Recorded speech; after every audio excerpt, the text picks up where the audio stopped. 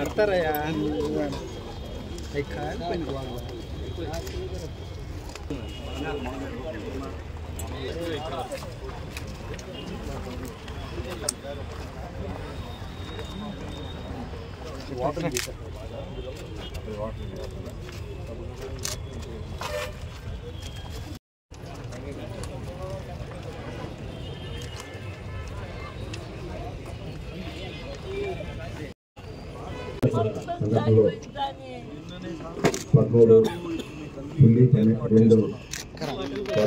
యొక్క ఇల్లు కాలిపోవటం, అదేవిధంగా ఒకరికొకరు జరిగింది.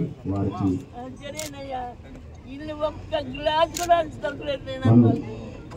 సొంత నిధులతో సహాయం చేయడమే కాకుండా ప్రభుత్వం పెట్టి అన్ని సహాయ సహకారాలు పెద్దలు స్థానిక సభ్యులు కాకుండా పురపాలక శాఖ మంత్రి గారు కొవ్వూరు నారాయణ గారు ఇస్తున్నారు. 1,00,000 రూపాయలు చొప్పున మంజూరు చేసింది.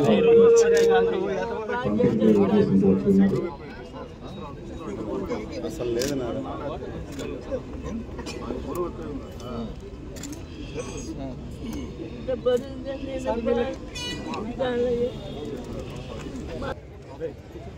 గౌరవనీయులు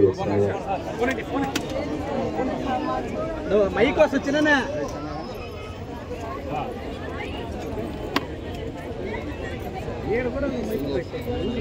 వెనక్కి పెట్టినా ఫోన్ వెనక్కి పెట్టినా చిన్న ఫోన్ వెనక్కి పెట్టు.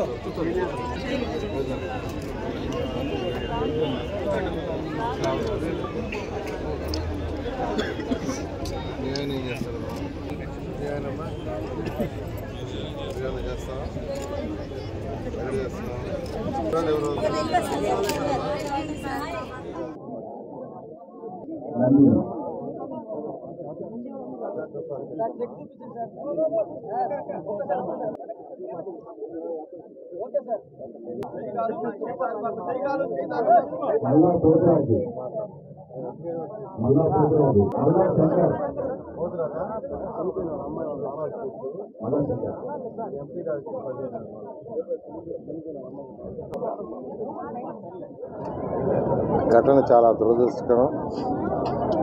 దాదాపు మొత్తం 15 ఇళ్ళు మొత్తం యాక్చువల్గా నిన్న కంప్లీట్గా ఖాళీ బూడిదైపోయినాయి. అది ఎలా జరిగిందనేది ఎంక్వైరీ చేయమని కూడా యాక్చువల్గా కలెక్టర్ గారికి చెప్పాను. వారు దాని మీద యాక్చువల్గా డీటెయిల్గా ఎంక్వైరీ చేస్తున్నారు. అయితే నిన్న నేను ముఖ్యమంత్రి గారి యొక్క ప్రోగ్రాం అమరావతి రాజధాని ముఖ్యమంత్రి గారిని విజిట్ చేస్తున్నారు. Special programme. నేను మంత్రిగా కంపల్సరీగా ఉండాల్సి వచ్చింది. ఎందుకంటే అమరావతి రాజధాని గతంలో 2014 నుంచి 19 దాకా నేను మినిస్టర్గా ఉన్నాను కాబట్టి అక్కడ విషయాలని నాకు తెలుసు కాబట్టి నేను కంపల్సరీగా ఉండాల్సి వచ్చింది.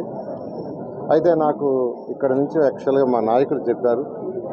తర్వాత కలెక్టర్ గారితో మాట్లాడాను, కమిషనర్ గారితో మాట్లాడాను. వెంటనే మాజీ మేయర్ అజీజ్ గారికి, రూప్ గారితో మాట్లాడి ఫస్ట్ ఇమీడియట్గా తలా ఒక 15,000 ఇవ్వండి. ఎందుకంటే మొత్తం అన్నీ ఖాళీ బూడిదైపోయినాయి.